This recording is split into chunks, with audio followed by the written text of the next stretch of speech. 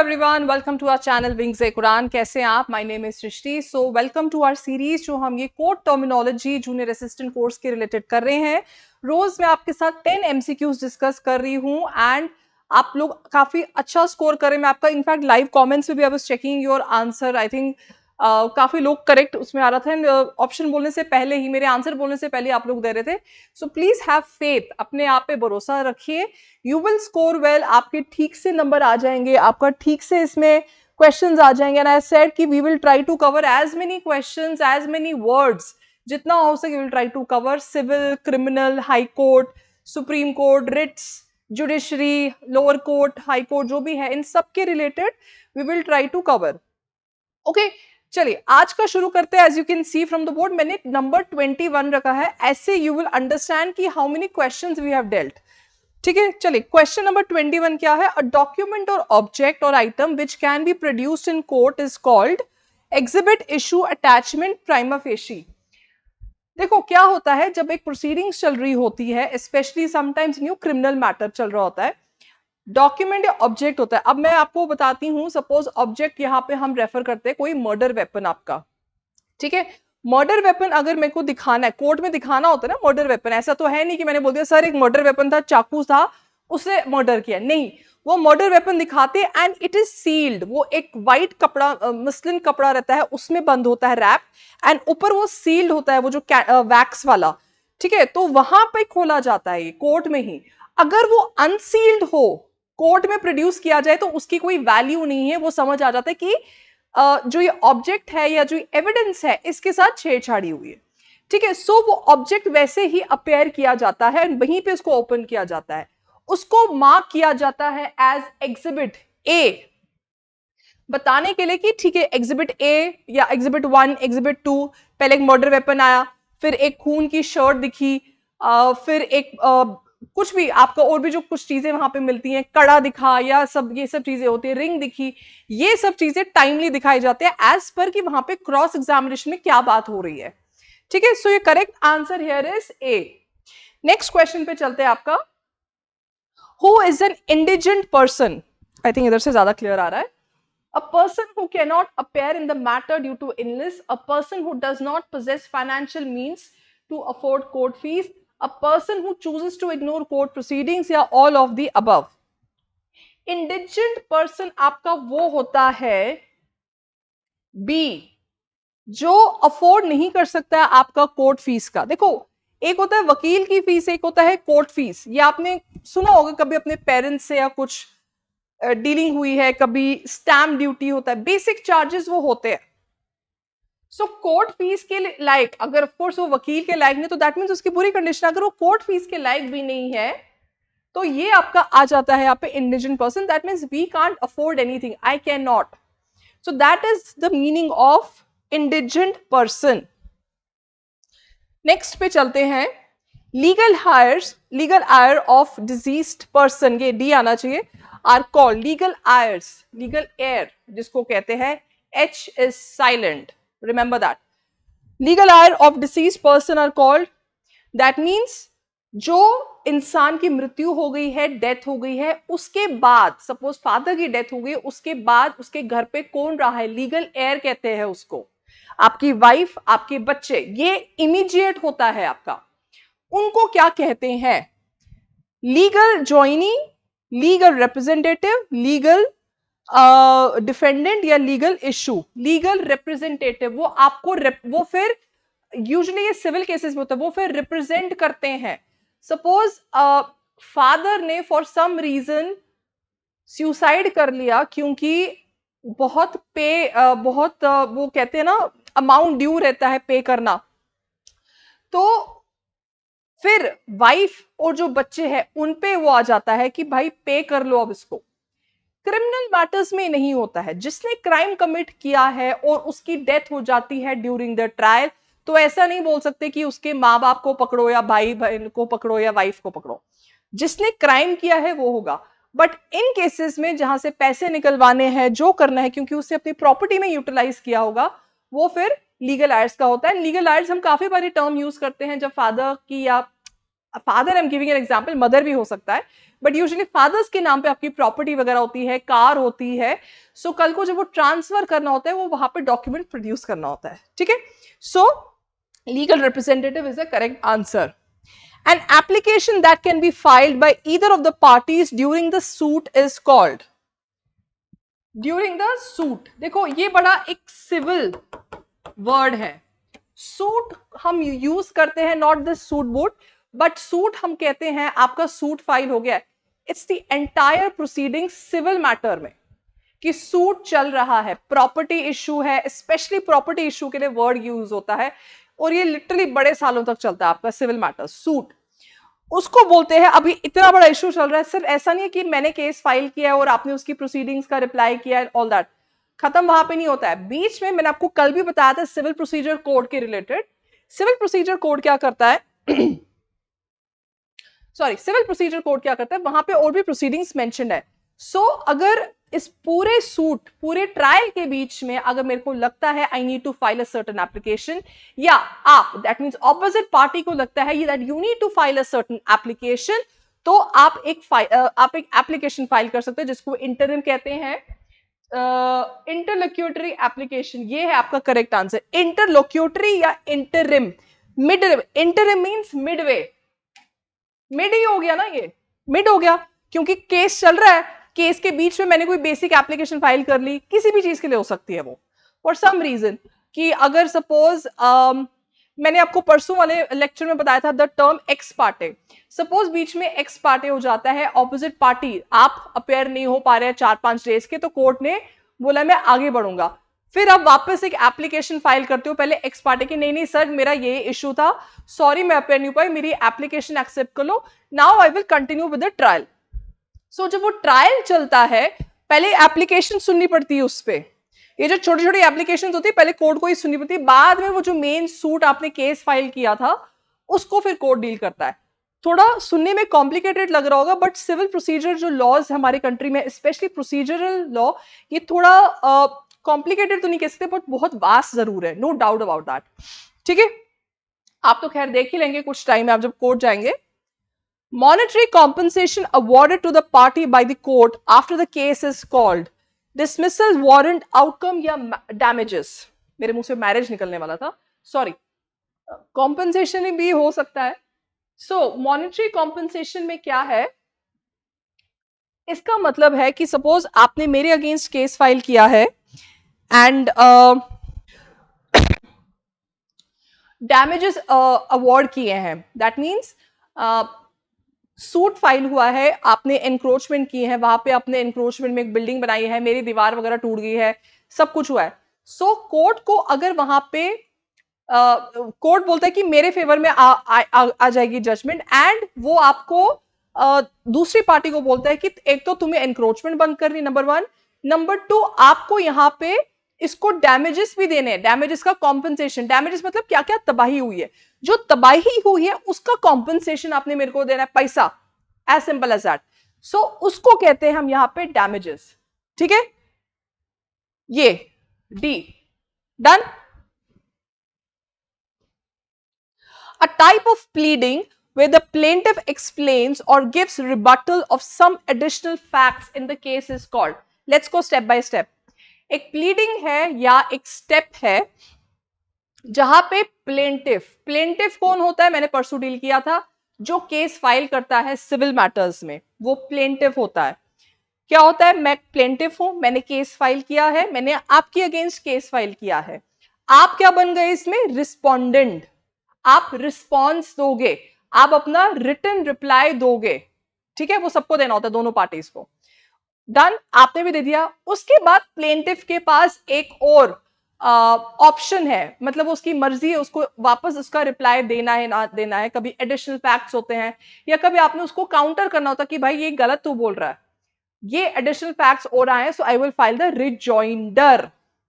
I've written statement, rejoinder, status quo pleadings. The correct answer here is rejoinder. उसको कहते हैं rejoinder।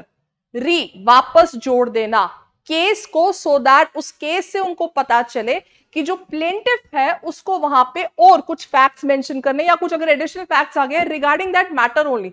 ऐसा नहीं है कि उसके बाद कुछ हुआ है, जो कॉज ऑफ एक्शन हुआ है उसके रिलेटेड ही दे गॉट टू नो कि कुछ और फैक्ट्स पता चले मेरे को, I will add more such things. ठीक है, ओके, नेक्स्ट क्वेश्चन पे चलते हैं यहां पे। अ room in the court premises where the disposed of files are kept. ठीक है, dispose of files are kept, that means जो केसेस कंप्लीट हो गए हैं आपके, वहां पे अगर आपको फाइल्स रखनी है। एक कोर्ट में क्या एक रिकॉर्ड रूम रहता है, यहां पे आंसर है record room, drawer, department, court room नहीं। कोर्ट रूम में नहीं रहता है, आपका केस खत्म हो गया, आपकी फाइल उठाई जाती है, किसी कपड़े में बंद की जाती है, वो एक बंडल्स में रहता है, maybe date wise, maybe case number wise, depending उनका कैसा है, वो एक कोर्ट रूम में रखा, रिकॉर्ड रूम में रखा जाता है, बहुत सिक्योरिटी वहां पे रहता है। ऐसा नहीं है कि आप कल को उठ के वहां पे चले जाओ, बोलोगे मैम मेरे को ये वाली जजमेंट दिखा दो, ये वाली केस फाइल दिखा दो। रिसेंटली कुछ टाइम पहले मैं भी कोर्ट गई थी फॉर सम मैटर, एक पुराने केस का दिखाने के लिए मेरे को एक प्रॉपर एप्लीकेशन फाइल करनी पड़ी, जिस जज ने, जिस कोर्ट ने मेरे फेवर में जजमेंट दी थी, वहां पे मुझे बोला गया कि वापस एप्लीकेशन फाइल करो। जज ने ऑर्डर पास किया कि ठीक है ग्रांटेड, वो एप्लीकेशन मुझे वहां पे दिखानी पड़ी, उसके बाद उन्होंने ठप्पा मारा, फिर वो फाइल निकलवाई और मेरे को दिखाया। स्टिल मुझे ऑर्डर कॉपी अगर मेरे को निकालनी है उसके लिए भी अलग प्रोसीजर रहता है। सो ऐसा नहीं है सिंपल कि मेरे को दिखाओ, ये सब ऐसे हो जाता है, you need to file proper application. Okay, next.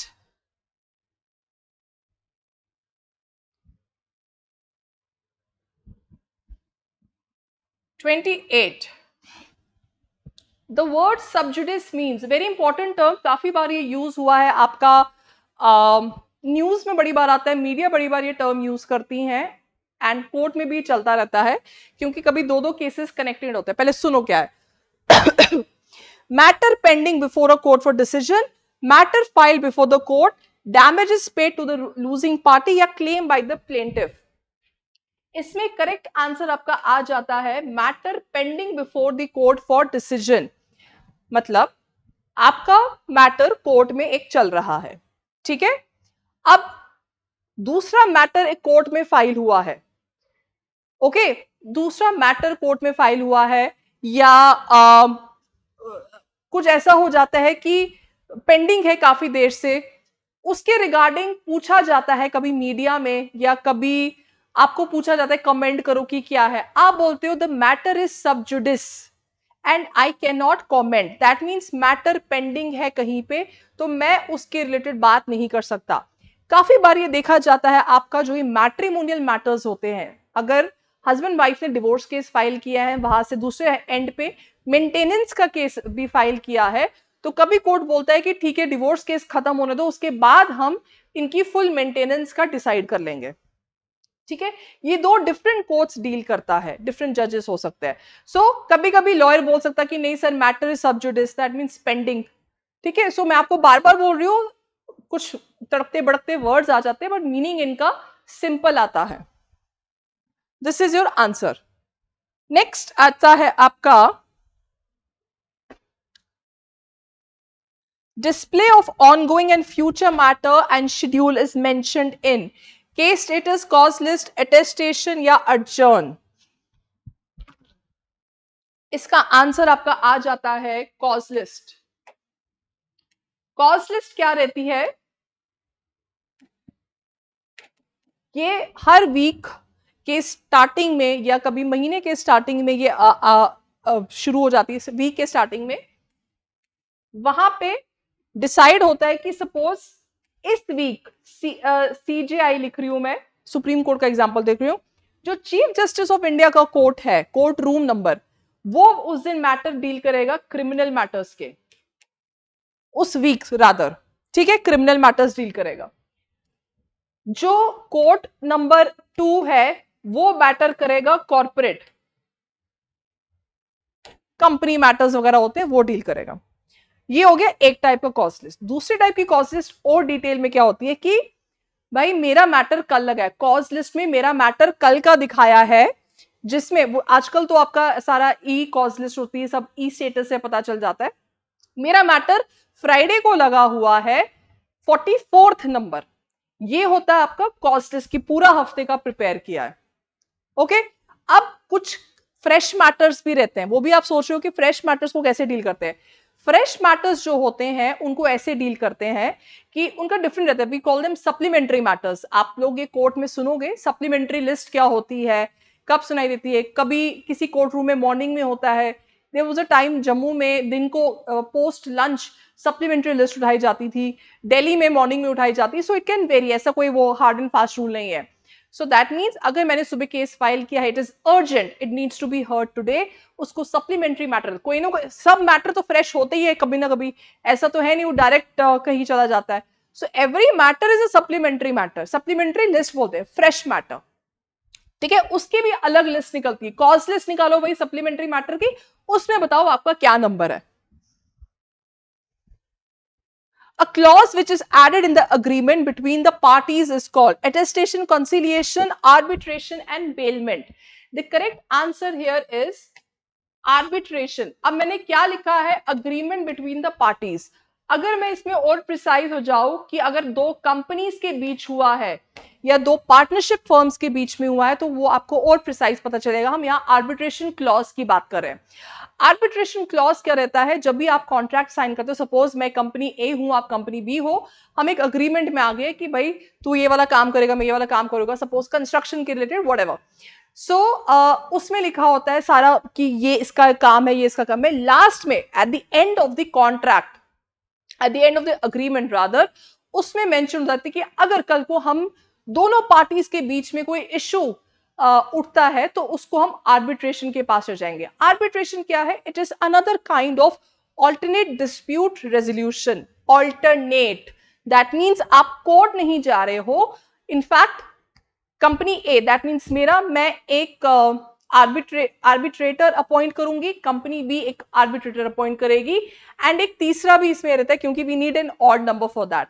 So 3 arbitrators appoint होते हैं, यूजुअली ये रिटायर्ड हाई कोर्ट या सुप्रीम कोर्ट जजेस रहते हैं। सो इनफॉर्मली हम लोग मिलते हैं, सॉरी फॉर्मली हम मिलते हैं, व्हेन आई से फॉर्मली आई मीन एक मीटिंग रहती है, वहां पे हम अपने इश्यूज डील करते हैं आर्बिट्रेशन के रिलेटेड कि सर इस क्लॉज पे डील हो रहा था, यहाँ पे ये सब हुआ है। सो आर्बिट्रेशन प्रोसीडिंग्स भी काफी देर तक चलती रहती है। आइडिया है कि कोर्ट के बर्डन से ये सब उठ जाए, बट देन इनके भी अपने प्रोज एंड कॉन्स है, क्योंकि कल को जब आपकी आर्बिट्रेशन प्रोसीडिंग्स हो जाती है उसके बाद जो वहां पे अवार्ड, उसको अवार्ड कहते हैं, नॉट ऑर्डर, जो अवार्ड डिक्लेयर होता है आप उसको कंटेस्ट कर सकते हो कोर्ट में। सपोज मेरे फेवर में ऑर्डर नहीं आया है, आपके फेवर में आया है, मेरे फेवर में नहीं आया तो I can go to the required high court कि सर यहाँ पे the arbitration tribunal was wrong, तो प्लीज ध्यान से देख लीजिए क्या प्रोसीडिंग्स हुई है and the question of law पे फोकस करिए एंड पास द ऑर्डर।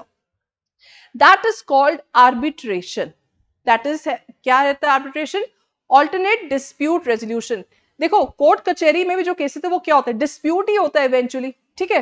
तो डिस्प्यूट के लिए ऑल्टरनेट एक लॉन्च किया है आर्बिट्रेशन का। जम्मू में भी, JNK में भी आपको काफी मैटर्स, अब आप विद टाइम कॉर्पोरेट कल्चर आ रहा है ऐसा ऐसा, आपको काफी मैटर्स यहाँ पे आर्बिट्रेशन के भी दिखेंगे, ठीक है। तब आपको ये वीडियो लेक्चर जरूर याद आएगा। चलिए गाइस आज के लिए इतना रखते हैं, एंड वीकेंड आ रहा है, वीकेंड पे तीनों लेक्चर्स बैक टू बैक देख लीजिए। We are here, we are not going anywhere.